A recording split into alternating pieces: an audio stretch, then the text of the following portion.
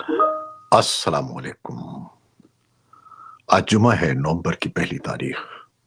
پاکستان میں اس وقت شام کے 7، بھارت میں 7:30، اور یہاں ہمارے اسٹوڈیوز کی گھڑیوں میں صبح کے 10 بج رہے ہیں۔ وائس آف امریکہ واشنگٹن کی اردو سروس سے میں ہوں خالد حمید، خبروں کے ایک بلیٹن کے ساتھ۔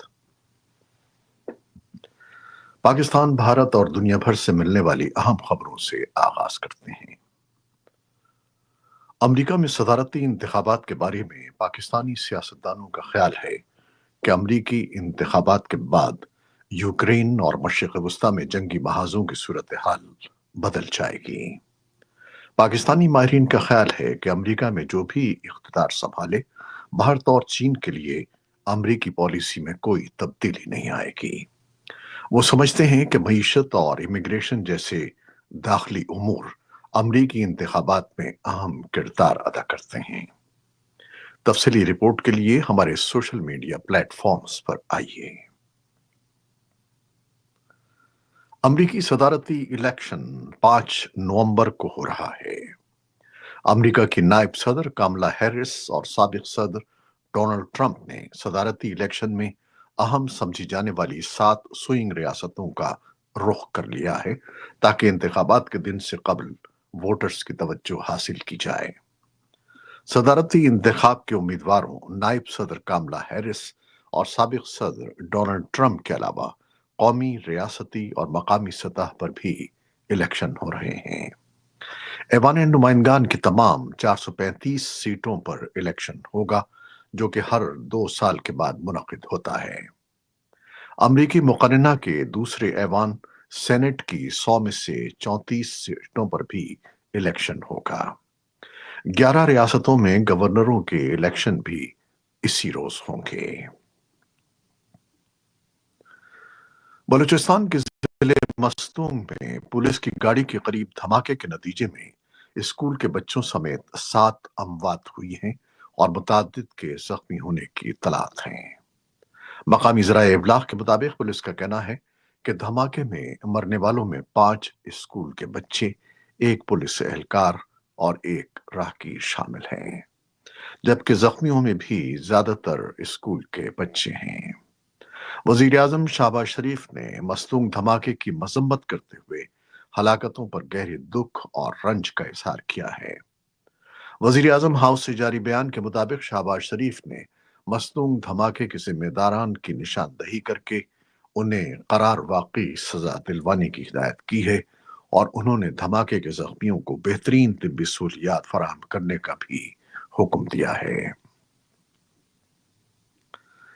پاکستان کی وزارت خارجہ کے ترجمان ممتاز زہرا بلوچ نے جمعرات کو اسلام آباد میں ایک پریس کانفرنس میں کہا ہے کہ ہم پاکستان اور ٹی ٹی پی کے درمیان مذاکرات کے حوالے سے بھی کسی بھی پیشکش یا مشورے کو مسترد کرتے ہیں۔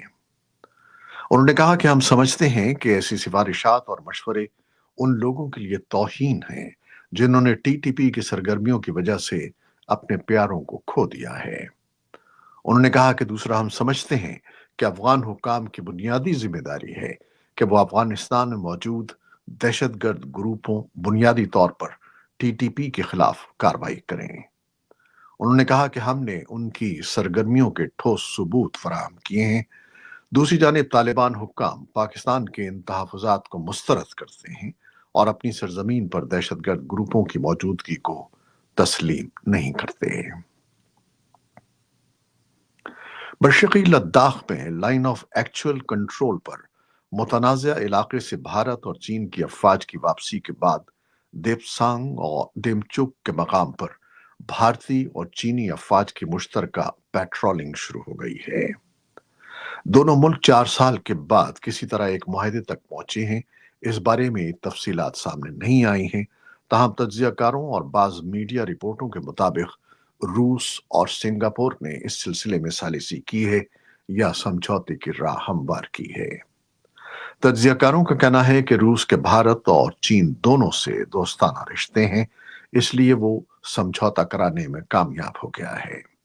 ان کے مطابق جیو پالیٹکس کے علاوہ سمجھوتے کی دوسری اہم وجہ دونوں ملکوں کی اقتصادی ضرورتیں اور تجارتی مفادات بھی ہیں۔ وسطی غزہ کی پٹی پر رات گئے اسرائیلی بمباری میں 47 فلسطینیوں کی جانیں گئیں اور درجنوں زخمی ہو گئے، جن میں زیادہ تر بچے اور خواتین ہیں۔ فلسطینی خبر رساں ایجنسی وافا کے مطابق یہ حملے دیر البلح شہر، نصیرات کیمپ اور الزاویدہ قصبے میں ہوئے ہیں۔ اسرائیلی فوج نے کہا ہے کہ اس کے فوجیوں نے وسطی غزہ میں متعدد مسلح دہشت گردوں کی شناخت کر کے انہیں ختم کر دیا ہے اور شمالی علاقوں میں ٹارگیٹڈ چھاپوں میں درجنوں دہشت گردوں کو ہلاک کر دیا ہے۔ صحت کے حکام اور حماس اس دعوے کی تردید کرتے ہیں۔ دوسری جانب اسرائیلی فوج نے تصدیق کی ہے کہ شمالی اسرائیل میں حزب اللہ کی جانب سے داغے گئے راکٹس کے نتیجے میں 7 افراد ہلاک ہو گئے ہیں۔ اسرائیلی فوج کا کہنا ہے کہ اس حملے کا بھرپور جواب دیا جائے گا۔ اقوام متحدہ کی ریلیف ایجنسی برائے فلسطین اونروا کے سربراہ کا کہنا ہے کہ اسرائیلی بلڈوزرز نے جمعرات کو مغربی کنارے میں ادارے کے دفتر کو نقصان پہنچایا ہے، تاہم اسرائیلی فوج نے ادارے کے دفتر کو نقصان پہنچانے کی تردید کی ہے۔ امریکی وزیر خارجہ اینٹنی بلنکن نے جمعرات کو کہا کہ اسرائیل اور لبنان اس بارے میں مفاہمت کی طرف بڑھ رہے ہیں کہ اقوام متحدہ کی جس قرارداد کی طویل عرصے سے خلاف ورزی کی جا رہی تھی اس پر عمل درآمد کے لیے کیا ضروری ہے، جو موجودہ تنازع کو ختم کرنے کی بنیاد ہوگی۔ اسرائیل کے وزیر اعظم بنیامن نیتن یاہو نے جمعرات کو دورہ کرنے والے امریکی حکام سے ملاقات کی تاکہ لبنان میں حزب اللہ کے خلاف اسرائیل کی مہم کے خاتمے کے لیے کسی ممکنہ معاہدے پر بات چیت کی جا سکے، جبکہ سرحد کے دونوں جانب ہلاکتوں کی تعداد میں اضافہ ہو رہا ہے۔ روس کے وزیر خارجہ سرگئی لیوروف نے دعویٰ کیا ہے کہ ماسکو اور پیونگ یانگ کی فوجوں اور خصوصی سروسز کے درمیان انتہائی قریبی تعلقات ہیں۔ لیوروف نے شمالی کوریا کے وزیر خارجہ چوئے سون ہوئی کے ساتھ بات چیت کے بعد یہ بیان دیا۔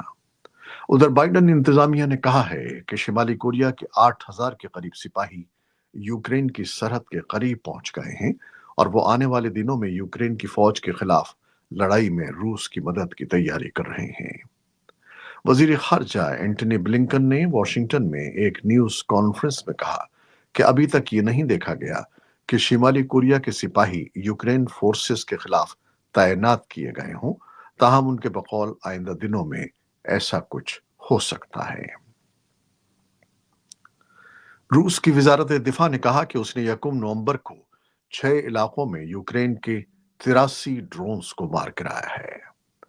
برانسک کے گورنر الیگزینڈر بوگوماس نے کہا کہ ایک شخص اس وقت زخمی ہو گیا جب یوکرین کا ڈرون برانسک شہر میں ایک اپارٹمنٹ کی عمارت سے ٹکرا گیا۔ ادھر علاقائی گورنر اولیہ کیپر نے رپورٹ دی ہے کہ یوکرین کے بحیرہ اسود کی بندرگاہ اوڈیسا میں ایک روسی میزائل نے فائر اسٹیشن کو نشانہ بنایا، جس میں 2 فائر فائٹر زخمی ہو گئے۔ دریا اثنا یوکرین کی فضائیہ نے کہا کہ اس نے 31 روسی ڈرونز کو مار گرایا ہے۔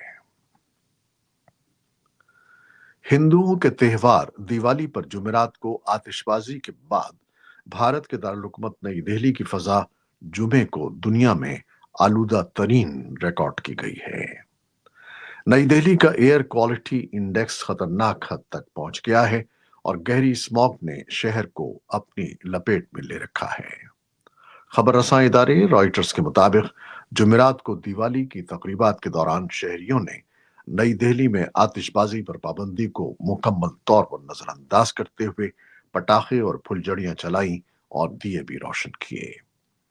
سوئس فرم آئی کیو ایئر کے مطابق جمعے کے صبح نئی دہلی کا ایئر کوالٹی انڈیکس 348 رہا، جس کی وجہ سے نئی دہلی دنیا کے سب سے آلودہ شہروں کی فہرست میں پہلے نمبر پر آ گیا۔ یہ تھیں وہ خبریں جو فیس بک لائیو اور یوٹیوب پر ہم نے آپ کے لیے براہ راست پیش کی۔ آپ ہمارے بلیٹن کو شیئر کرتے ہیں اور اپنے کمنٹس میں اپنی محبتوں کا اظہار کرتے ہیں، جس کے لیے ہم آپ کے بے حد ممنون ہیں۔ اپنی ان کوششوں کو جاری رکھیے گا۔ نیوز پروڈیوسر عائزہ عرفان اور سعدیہ زیب رانجھا اور نیوز ایڈیٹر بہجت جیلانی کے ساتھ خالد حمید کو اب اجازت دیجیے گا۔ اللہ حافظ۔